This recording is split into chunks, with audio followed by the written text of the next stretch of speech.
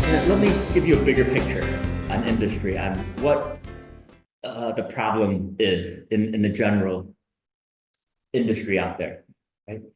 In the world of industry, there's different government reports out there that reports this, right? It looks like preventable maintenance issues account for over $118 billion. That's a B, capital B. That's a big number.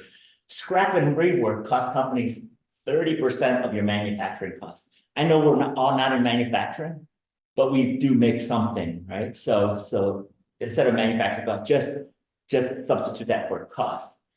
75% of employees are not engaged, resulting in $550 billion per year. Not all of us have employees. Most of us, we're our own employee. However, that basically said, even you are affected as your own employee. 75% of the time, you're not fully engaged in growing the business. You're just going through the motion, right? You're just letting it suck you along. 75% of the time, you're not engaged. However, the picture's not so bleak. Engaged employees are 23% more profitable, right? So if you're able to kind of engage them, you could actually get 23% uplift.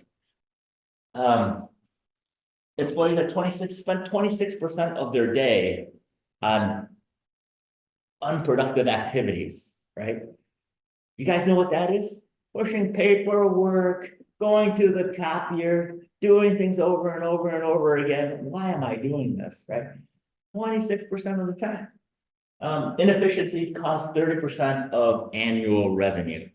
These are big numbers, so I'll let them sink in for just a second. But let me make this real for you, right? I mean, I run my own business. You all run your own business or looking to run your own business. Let me make it real for you. Scrap and rework costs you 30% of your cost. If it costs you, what do you care? Okay. We're doing it to educate people individually. Okay. So you can keep going. You keep going. I'll just keep talking. Okay. You keep going. Yeah. So everybody on the phone and in the room, I'm just going through these numbers, right? So your cost, if it costs you $100 to run your business, $30 of it is just being tossed out, right? It's not generating you any income. It's just scrap and rework.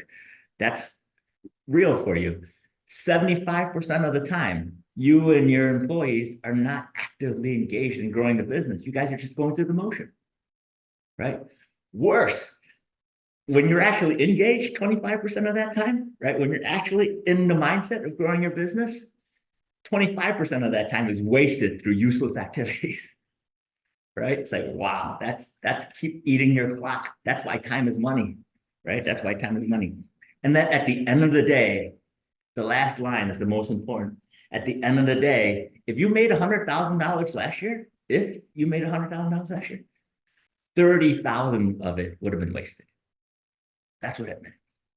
Again, this is on average, right? Your results could be better or worse, right? So at the end of the day, that's what continuous improvement aims to help you target. Will you get all of it? No, that's why you call it continuous improvement. So let's figure out what it is. What is this thing called continuous improvement? Continuous improvement in its simplest form focuses on 3 topics. Okay, this is the takeaway slide. If you take nothing away from this presentation, copy this slide, print it all over your office and memorize it, right? Because this is the money shot. At the end of the day, there's 3 concepts that you need to focus on. The first one is your customer focus. The primary reason for your business is your customers, right? You have to serve them. And if you serve them well with quality products, and meet the requirements, they become loyal to you. So they'll come back to you and buy again, right? So mission number 1 is make sure you understand your customer. Number 2 is worker-centered, right? Where the worker does their work to convert the thing into what your customer wants to buy, right? It could be a process, it could be a procedure. It's actually the magic of your business, right? It's what your customers buy from you. The worker does that work, does that magic. Right? So it needs to be worker-centered. The Japanese word for that place where the magic happens is called genba, right? And literally it gets translated to the source of truth. And in some Japanese translation, it means the scene of the crime. It's really funny. So when you see a Japanese reporter, not that you would, but they would say, I'm reporting from the scene of the Gemba, right? So that's where the magic happens, right? So be very clear of what's happening there. Don't think make sure you go and watch it to see, Right? A lot of times senior executives, and I used to be guilty of this, I sit in the office maybe 100 miles from the factory, and I said, I know what their problem is, right? And start telling them how to do it because I'm experienced, right? But then they say, Pete, you don't know what's happening here. And I said, you're right. So I got to get on an airplane and go over there, just kind of watch what they do, right? Otherwise, you're not making the right decision, right? Be worker-centered. Workers who know your processes, understand your work, engage in it, they are the source of great improvements. How many times that you actually been doing something, man, there's got to be a better way. There's got to be a better way. That's the person who knows, right? So worker-centered. The third concept is quality-driven. The main goal is to improve the quality. That's the main goal. When quality improves, cost follows, right? The reverse is not true. The reverse is not true. If you fix cost, quality doesn't come. And this is why I pause to give you a warning. You ever read, Juggling for Idiots kind of book, right? They have all these warning things. So this is my warning for you. Really smart companies get this wrong. Really smart companies get this wrong. I spoke to Dima a little earlier. I call it in the lean world, the graveyard of lean projects, right? The graveyard of good intents is filled with these projects. And I'll give you an example. When smart people get it wrong, they typically focus internally on themselves, cost, as opposed to customers, what they want, right? And I'll give you a simple example. If a manufacturer is required to ship 100 parts and their yield is 50%, so they're scrapping half of everything they make, right? Because their process is kind of bad. The simple math is that they need 200 parts to start to ship 100.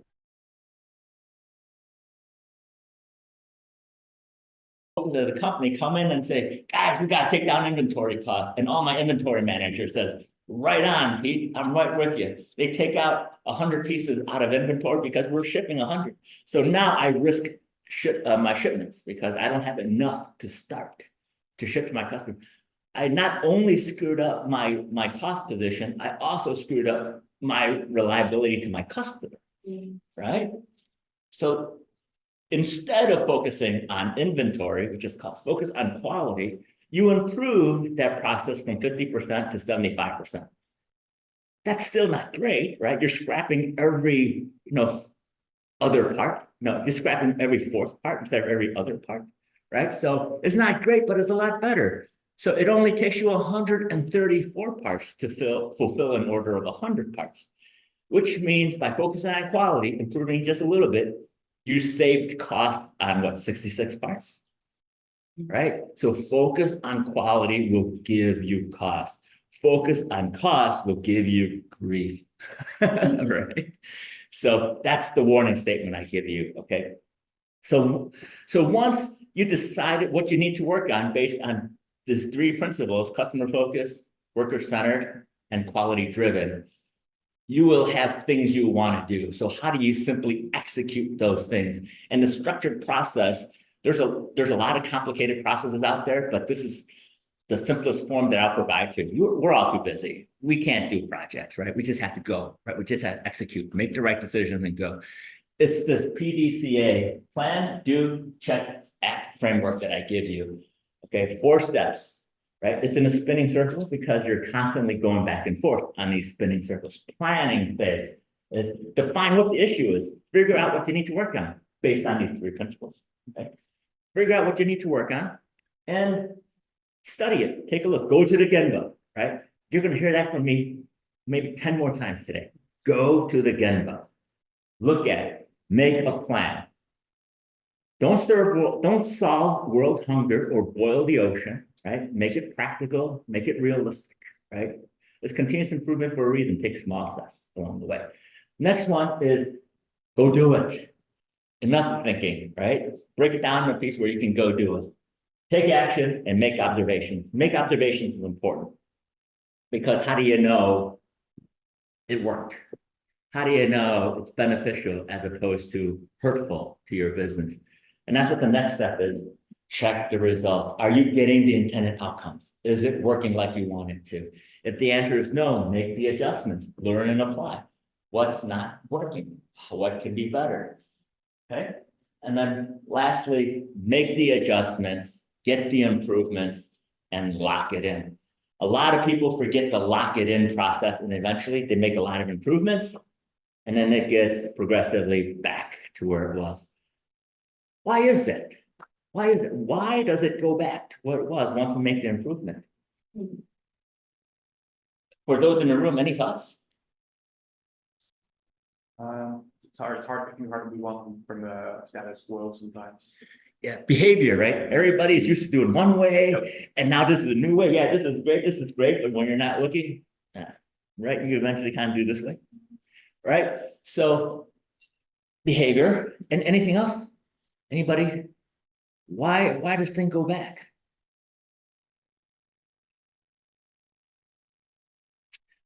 Lots of good reasons, right? So that's why locking in is important. And I'll give you an example of how to lock it in. Not sure if you write things down in your process. If it's just me, myself, and I, writing it down might not be obvious, but sometimes I forget, right? So, last night was a perfect example. My wife says, never go to that food line again. Never. I hate going to that food line because they're always blah, blah, blah, blah. Guess what? On my way home, I went to that food line. Right?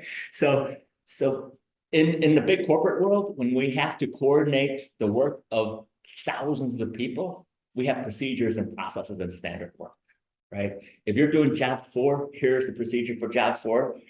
Even if you know it, read it to make sure you understand all the new changes we did to it. So proceduralizing and standard work in that situation is important. However, you're working with yourself or a few persons, just write it down, right? Just write it down.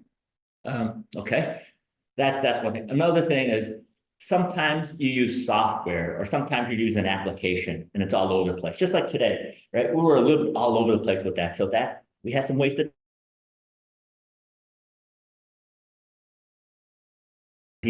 We're always using the same thing. This is our 10th version of this, and we're always using the same thing. We'd be jumping in here 2 minutes before the conversation, and everything will be running, right? So making sure you standardize on your work products, right? So those are things to standardize. So I just want to say a word because that's often missed in big companies, is the standardization. And guess what? Once you standardize it, you're operating at a higher level. What do? You do it again, right? To take another spot to make it a little bit better.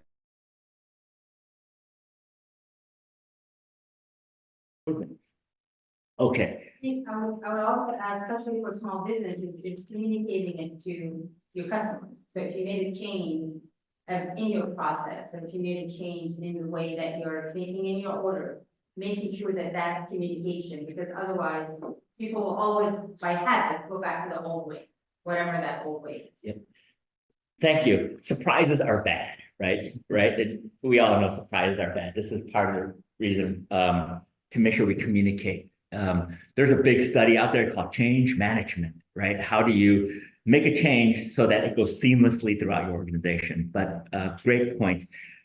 Well, don't take my word for this, right? So this is just Pete Chan, one guy talking. What does the rest of the world say about continuous improvement?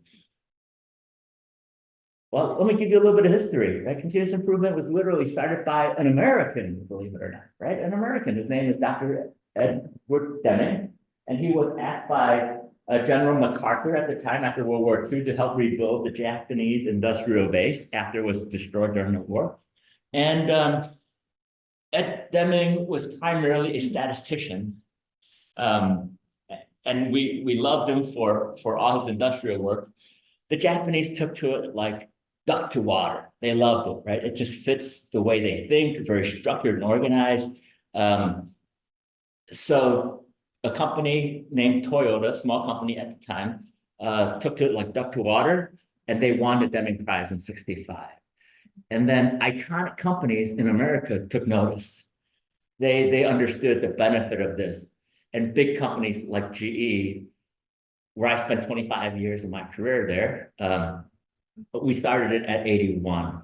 Another company, Motorola, right? We all know Motorola. A lot of semiconductors, a lot of chips used to be big in cell phones. They literally invented the cell phone infrastructure. So Motorola adopted it. And then Danaher adopted it right behind that. Danaher right now is probably one of the world's largest medical pharmaceutical companies out there, right, on the forefront of drug discovery. So big iconic companies generated a lot of values for their customers. All right, so 80 years of experience here, continuous improvement, has a rich history, generated a lot of value. So in the previous slide, I gave you a simple framework, but I just want to fill in the rest of the blank for you, right? So give you a framework. The Toyota folks, as I said, it's a big framework with a lot of tools and a lot of applications. Toyota believe, they call it the Toyota production system. So you'll hear this a lot when you hear about continuous improvement. I just want to give you a little background so you understand the context. At the highest level of their organization, they want to focus on highest quality, lowest cost, shortest lead time, empowered employees, best safety, and highest morale. Sounds like motherhood and apple pie, right? That's everything we want to go for, right? Everything we want to run our business for. So that's the aspiration that their entire team is focused on. They do this with 3 specific, what they call pillars, right? The 2 pillars on the side is around manufacturing and the processes and what they do. And as I told you earlier, they focused in the middle on the people, the knowledge, right, of the people. So I won't explain that any further because I think I explained that pretty well. On either side, though, the just in time, they focus on the process. How does your process, how smoothly does it run, right? So they focus a lot on production flow. When I say production and manufacturing, don't shut your mind off and say, I don't manufacturing anything. Right? Your process, be it a sales to order process, be it anything that you do, is a process, right? Toyota they build cars with their manufacturing process. You might generate a sales order with your process, right? So that's the product of your process, right? So please keep your mind open and don't think it's not for me, right? So apply it to yourself. Think about it and apply it to yourself. All right, so they focus on how smooth the operation runs and just in time. And then with the Yoka, they focus on defects.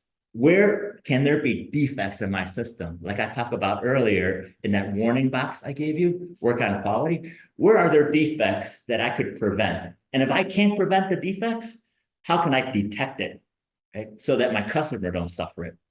So there's 2 concepts there, prevention and detection, right? And then all their systems under there. Wow, that seems like a lot. After my 33 years of working through this, I boiled it down for you. I made it easier, right? So I made this acronym easier. It's even copyrighted. So having said that, easier is eliminate. Look through your system to see if there's anything in there that you can get rid of, right? Now I'll explain all this a little later in details, but what can you eliminate? If you can't eliminate it, simplify it, right? Make it easier, make it simpler, right? Now, if you can't eliminate it and you can't simplify it, then look to rethink it. Some would say in engineering world, redesign it, right? Can it be done a different way? I will give you the details on each one of these steps, but I just want you to have this simple slide to help cue your memory. Eliminate, simplify, rethink, make it easier, okay? So again, don't take my word for it. A lot of smart people by themselves has come up with it. Elon Musk, anybody know this guy? Never Never heard of him. I know, he's always on Twitter. I'm kidding. So Elon Musk spent so much time and effort. We know him today as like that billionaire, but he actually had to build it. If you read his biography, it's actually really powerful. See the steps and the pains he went through. As he's building SpaceX and Tesla cars, he's developed his methodology for continuous improvement as you know, similarly to how I developed my methodology and continuous improvement after 33 years, right? And the good thing I copyrighted mine because you know, there's a lot of similarities, right? So I'll play a short blip, a clip for you. No matter who you are, everyone's wrong some of the time. The most common error of a smart engineer is to optimize a thing that should not exist. Why would people do that? Well, everyone's been trained. Everyone's wrong. Everyone's wrong. No matter who you are, everyone's wrong some of the time.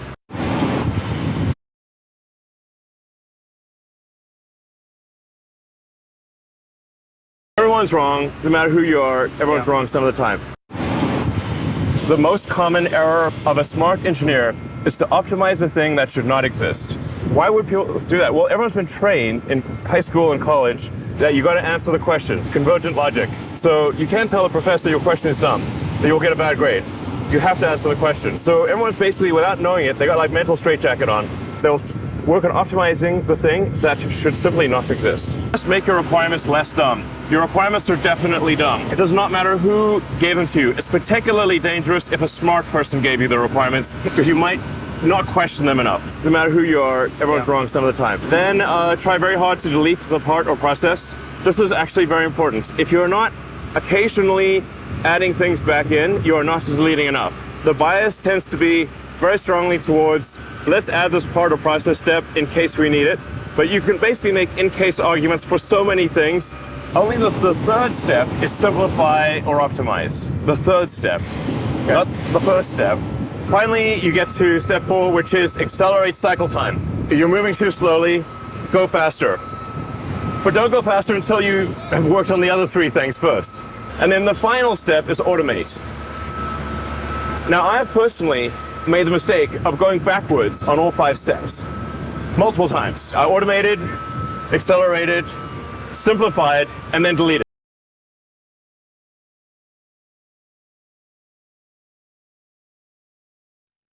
Okay.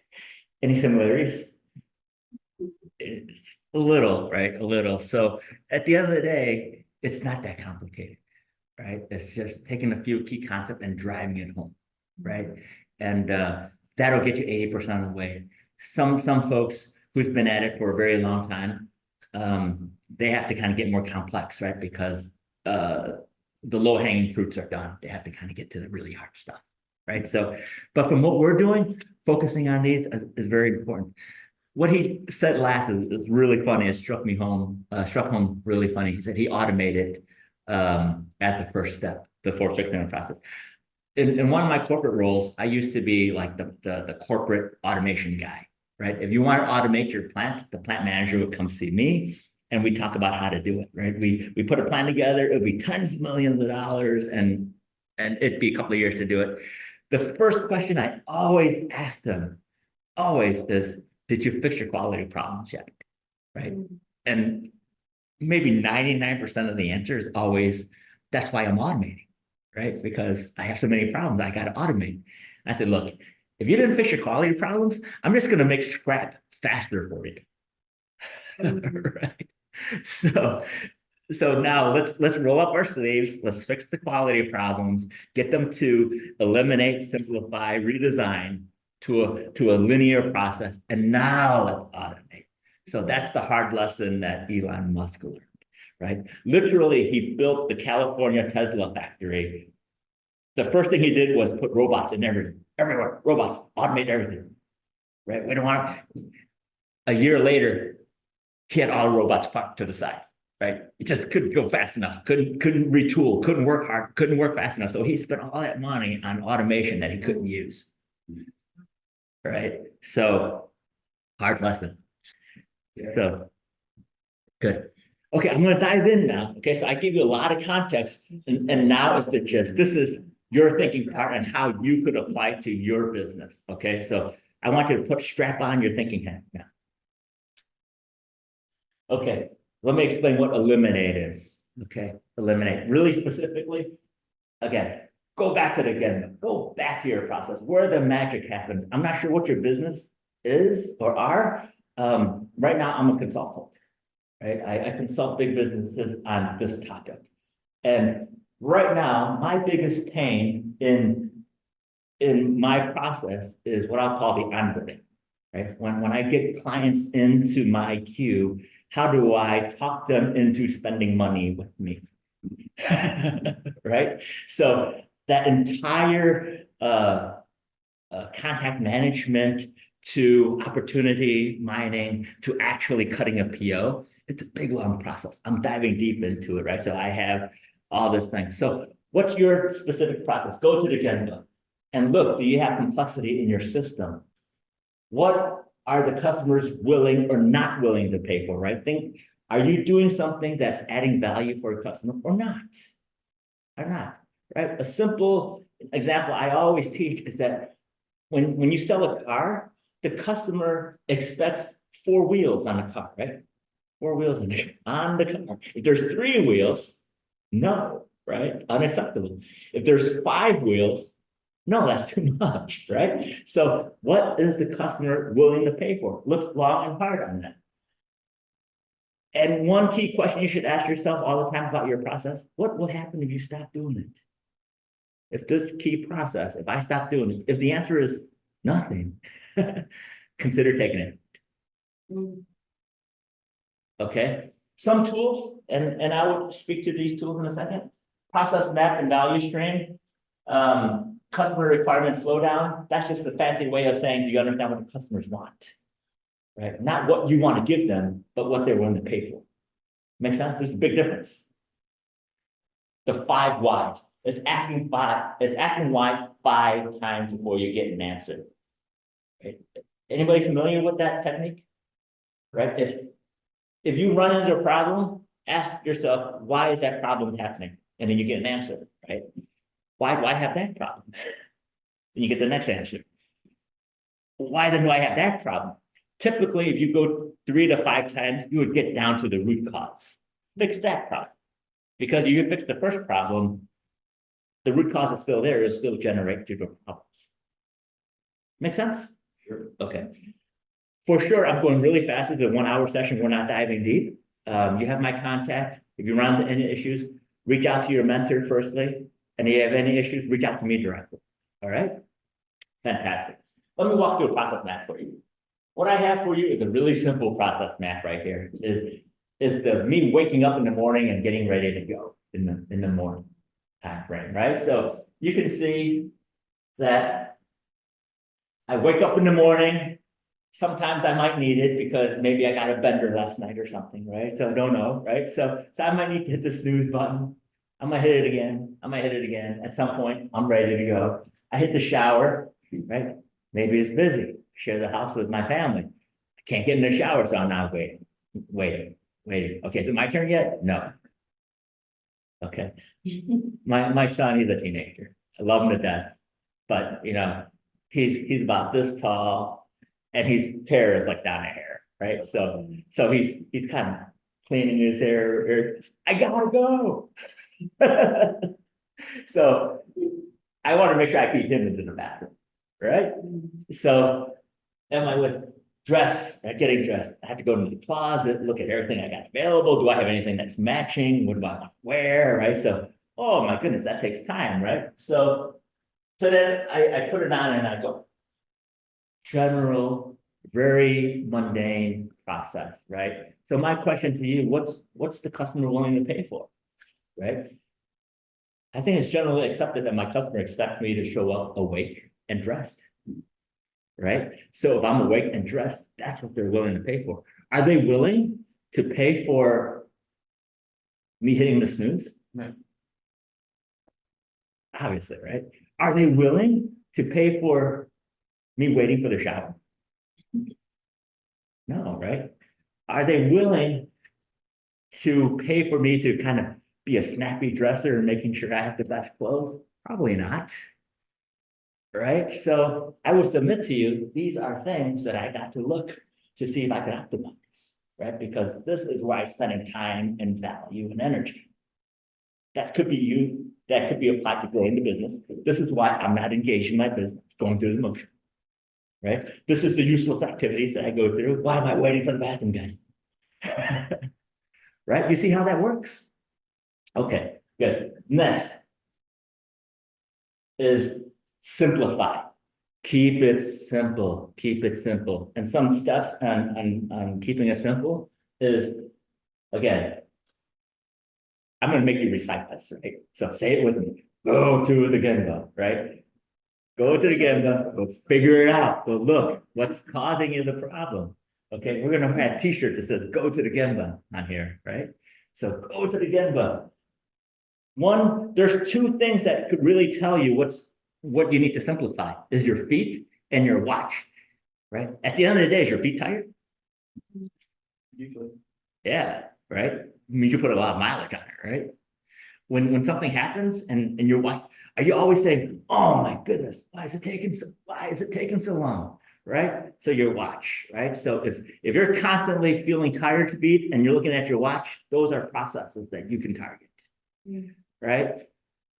And the tools to use here is something called spaghetti diagram, time motion study. I'll go through a spaghetti diagram in a second. Time motion study is exactly what pit crews do for race cars. Anybody familiar with like Formula One or NASCAR or what they do? Right? The primary reason for a pit stop, the reason why they pull over is for three reasons.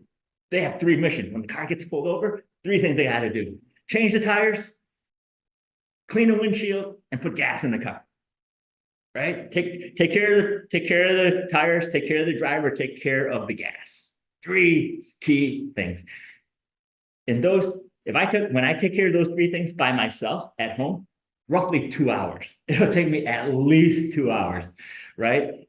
If I find everything, right? So I gotta jack up the car, take off one wheel, run it around, jack up the other car, put the jack stand on this one, put this wheel on there. And then I gotta read the tire treads and say, okay, this one's gotta go over there, right? I gotta do all this stuff. If I'm lucky, 2 hours. You know how long Formula One cars take to take care of all that? Less than a minute. 30 seconds, a minute? 8 seconds. Eight, wrong. Yeah. 8 seconds. The winning teams go 8 seconds. The losing team goes 9 seconds. Holy cow, guys. Yeah, they got 100 people jumping on it. I get it. But that's a time motion study. Who needs to do what? It's like a well-orchestrated machine, right? A lug nut comes off. There's literally somebody picking up the lug nut the second the machine, right? So it's a well-orchestrated machine. I'm not saying you need to do that, but that's just a picture of excellence. Okay? Got it. And first time quality and safety, just like Toyota, remember on the top of their house, they say quality and safety, right? Just like that, because there's nothing else matters. When you have quality of your product and safety of your people, everything else will come, right? That's the culture Toyota believes. And in my 33 years of experience, when you focus on those two things, your business will grow. Everything else will come. Okay. Don't take my word for it. Again, big companies have bought into it. All right. And they've delivered a lot of results. Let me walk through a spaghetti diagram. This is literally my house and how I make breakfast in the morning. Right? So I get up, I walk into the kitchen, I go to the fridge, I go to the island, get some more things, I go to the silverware tray, go back and forth, go to the stove, cook my things, and make coffee. And then as soon as things are done, I walk out to the dining room and I kind of set it down. I kind of run back to get my coffee, put my dining room thing down, kind of run back to get my eggs, kind of run back. I said back and forth. That's kind of how the kitchen looks great because it's well laid out. It looks beautiful. Architect laid it out. It's beautiful. But when I get to work out making breakfast, right? My legs are tired. So a spaghetti diagram shows you exactly where all the traffic is and what the opportunity is. So having said that, let's think of a different way. This may not be beautiful. This might not be what the architect did, but based on how I make breakfast, I like to do it like that, right? Let's go in, go to the fridge, get everything I need, right? Go to the silver, go to the cupboard, get my plates, get my dishes, whatever. Go to the coffee, get things rolling, get things started. Then kind of go to my stove, kind of get things cooked. And then by that time that's done, I can go back to my coffee and it's all done and I get out. Right? one pass through the kitchen.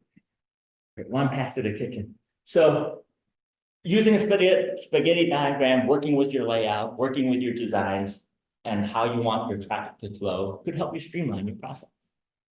Right? And let me add to it, you might have to add some things back in. Like, for example, for here, I put a shopping cart there, but I realized I can't juggle eggs and coffee and pancakes at the same time, right?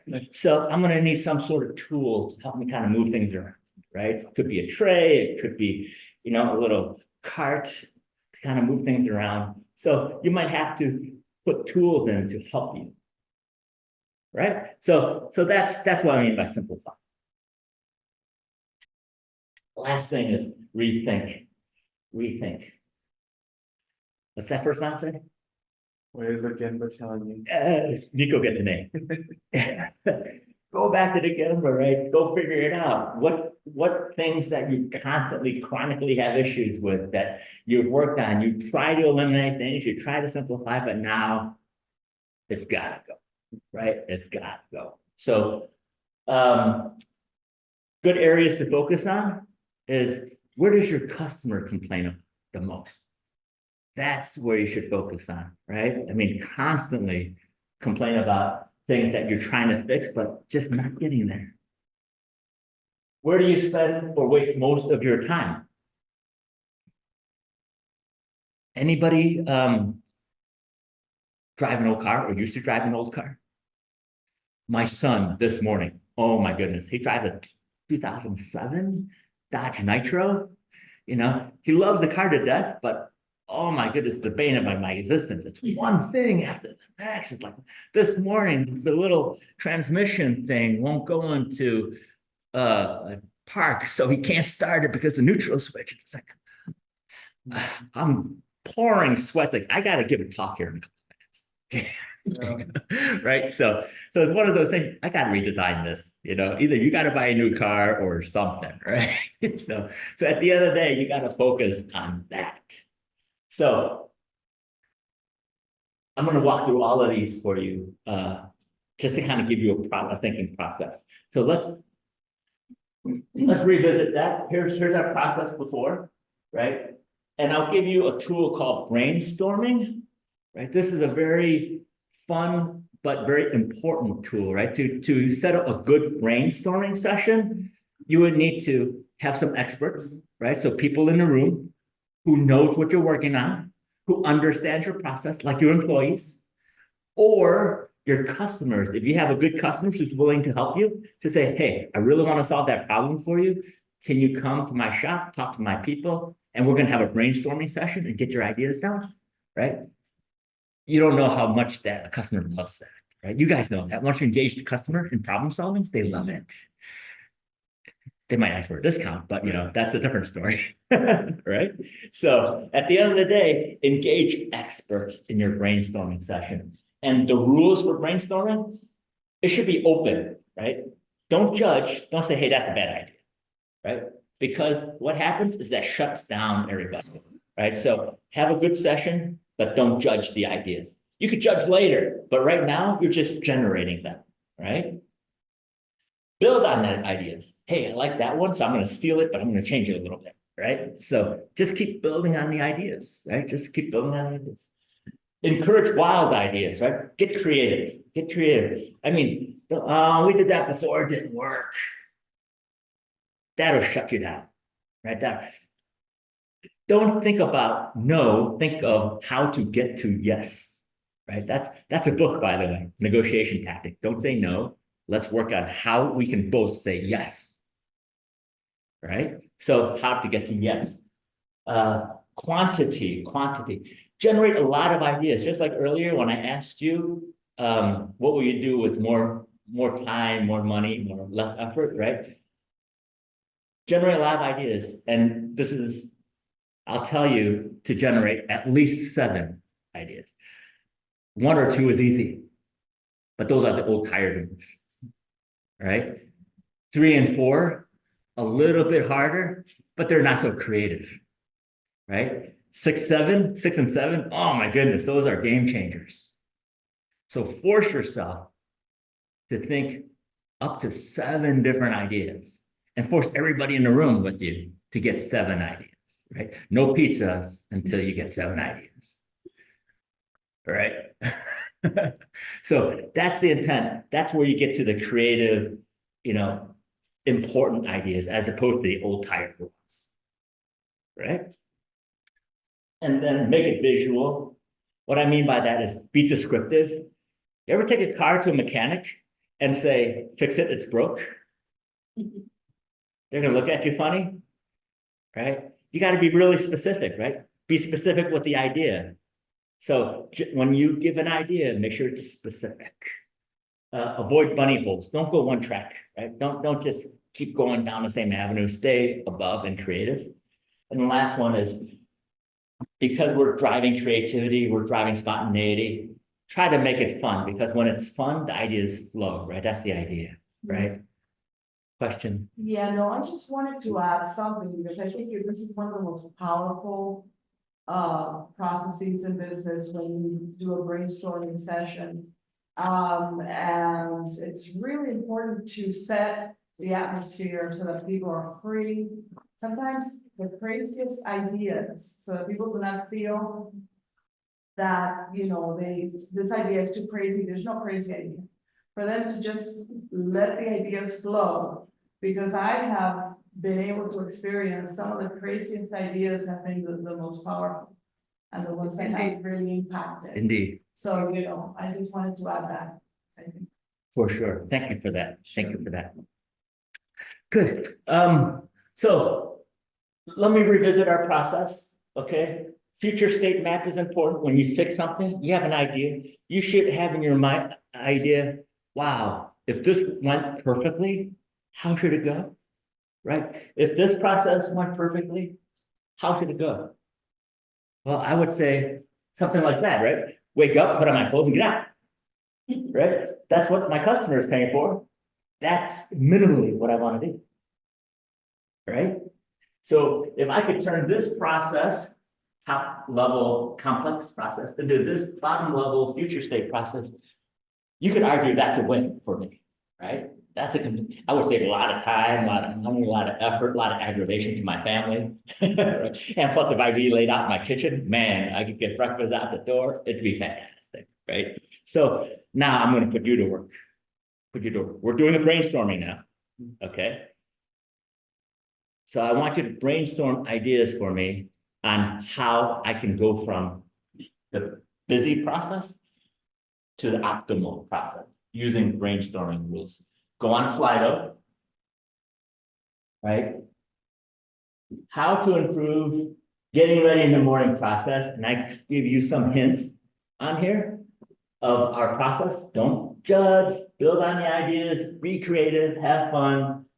7 different ideas, be specific, and avoid bunny holes, okay? So go ahead and start punching it in, and you're not getting out here until you give me 7 of them.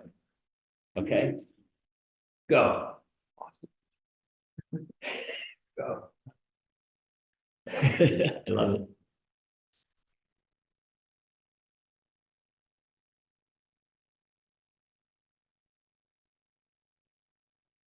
Yeah.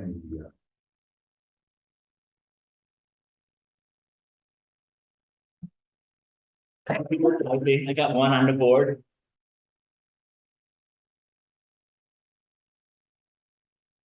So for sure, read this and see if it sparks an idea for you, right? So jump on it, right? This is a great collaboration tool if you have a meeting with your colleagues. This is fantastic. This is a good way.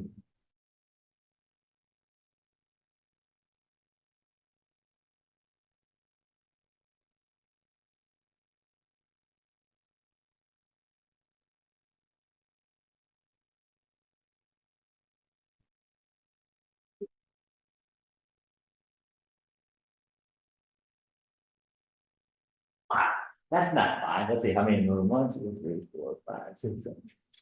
There's got to be 70 ideas at least on the board. Come on.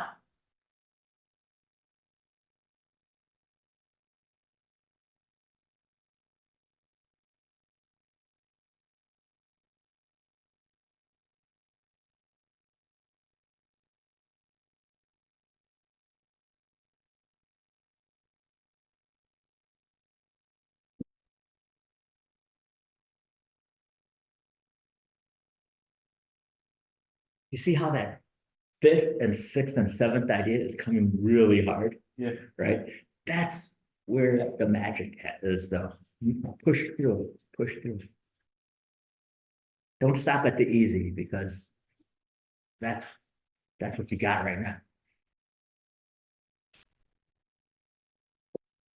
And 6 and 7 are usually pretty creative, like, do I buy a herd of cats in the car and they can kind of clean me as I'm going.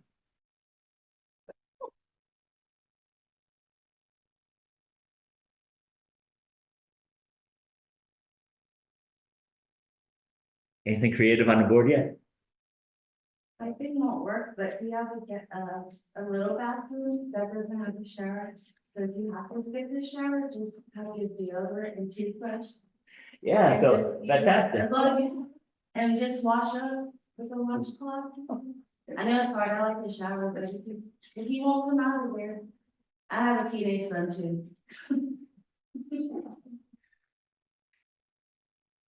So I won't hold you hostage. I'll keep us rolling here, but you get the idea, right? You get the idea that the easy ideas come easy. Right? If you stop at the easy, you won't get to the real fix, right? That's the hard part. That's where I make my money as a consultant, is to make sure you get the creative ideas, right? So if you were to hire me, I'm a little bit on the expensive side, I target corporate side, but if you were to hire me, I would be for sure injecting here on making sure you get the creative ideas. I have 33 years of experience. Oftentimes I generate ideas with you, right? I had a crazy idea once that turned out it's 4 patents for my customer, right? So it was a crazy idea because I didn't know what their constraints were. I wasn't bound by their like, oh, we didn't do that, or we don't know how to do that, or we've done that in the past. I wasn't bound by that, right? So anyways, you see a bunch of good ideas, right? You guys can see what they are. Pretty creative, right? Pretty important stuff that can get me there. The next thing I'll have you do is once you do this, there are some ideas that are really similar. I would say, take all the ideas and put the similar ones in one bucket and different buckets, and you have different buckets of ideas, right? I call that affinitization, right? You affinitize the different ideas to different areas. And then you look at all these different buckets and say, hey, if I do this one with that one and that one with this one, it's a great idea, right? So you're combining different solutions, right? To create a bigger improvement. So you would affinitize and combine. And then now you go through the PDA cycle, like I showed you earlier.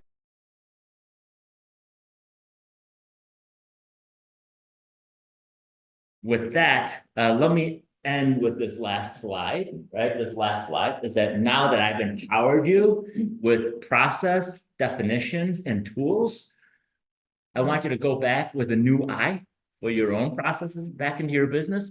The eye I want you to have at your own Gemba are these 8 things. Look for these 8 things. If you see any of these 8 things, these are room for improvement, okay? First one is defects. That's pretty obvious. Where are bad things happening? Where's scrap happening? Where's mistakes happening? Defects. Next one, overproduction. Do you have areas where you're just making too much of one thing or too little of one thing? Do you always have a mismatch? Next is, do you have time or where you're constantly waiting for something? Just taking too long, big efforts. Non-utilized talent. For sure, that means people standing around, no work, right? That's for sure what it means. It also means, are you wasting somebody's time and talent, their talent, right? You have somebody who can do analytical science. Do you have them, scrubbing the floor? You might need that, but they have a higher level of talent that you can take advantage of. Are you taking advantage of? Right? Extra processing. Are you doing things your customer don't care about? Are you? Are you just putting it because you want to give it, but they're not willing to pay? Okay, that's important. Over processing. Motion, just like the spaghetti diagram. Am I running around with my tail with my head cut off, my tail between my legs, just running around? Right? Fix that. Inventory, that's obvious, right? Do you have too much stuff? The reason why you have too much stuff is because you can't rely on your process. And you have to store your inventory because you want to ship to your customers, right? The reason why you have big inventory is because you can't trust on your process. You got to trust your process to take down your inventory. So that's a clue for bad processes. Transportation, are you shipping things around back and forth, right? You may or may not have this, but in big business, in one of my jobs, I used to have what I call million-mile products, right? We make it in India, ship it to China, test it in Milwaukee, ship it back to Hong Kong for inspection, and then goes to a customer everywhere around the world. So by the time it got to a customer, it traveled a million miles, million-mile products. You may or may not have that, but that's it. Okay. Toyota, you know how Toyota solved that problem? They do a lot of business, so they could have scale. Anytime they build a new plant anywhere in the world, they take their suppliers with them. They say, Mr. Supplier, we spent a lot of money with you, and we want to continue to spend a lot of money with you because you're a valuable supplier. So when we build a new plant in Mississippi, I want you to build critical plants around that, your plants by my plants, so that nothing will take more than 15 minutes that I would need at that plant for you to ship. So they have their supplier partners build plants next to them, so they don't have to ship a million miles. Everything is within 15 minutes. So literally, production floor, they're running stuff. They're on the last one. They'll call the supplier 15 minutes away. Hey, we're using our last one. It'll take us about 20 minutes to use it. Get it over here, right? And before they get done, they're replenished. Right? So that's how they do it. Again, big scale, a lot of things going on over there. Do you have to do that? Probably not. But again, the picture of excellence for you. All right. With that, what questions do you have? Any questions in the room? I'm going to go to Slido, and then we're going to look at the Slido questions. But before I go there, any questions in the room? Put them all slide. Sorry? Put them all slide. Okay, great. So let's go through the Slido questions. The slideshow will be made available, We'll right? send it afterwards and we'll provide you a link where you're gonna. Oh, thank you. How do you create, I'm just going from top to bottom. How do you create an SOP, standard operating procedure or process, to improve something not standardized yet? So go through the work that I outlined today. I don't know who asked that question, but go through the work that we outlined today. Get down the process that you want, right? Based on our brainstorming, based on our rethink, based on our eliminate and simplify. That's the process you want to, what I'll call, memorialize.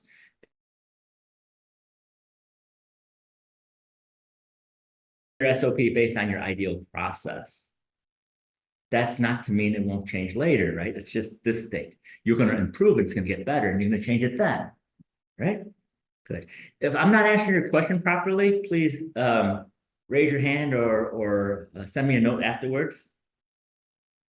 This question can basically be applied to anything. Indeed, I agree. This is how long did it take you to get into the habit of applying Gemba consistently? I had a Gemba moment, right? Each of us have development moments in our career, right? I had a Gemba moment.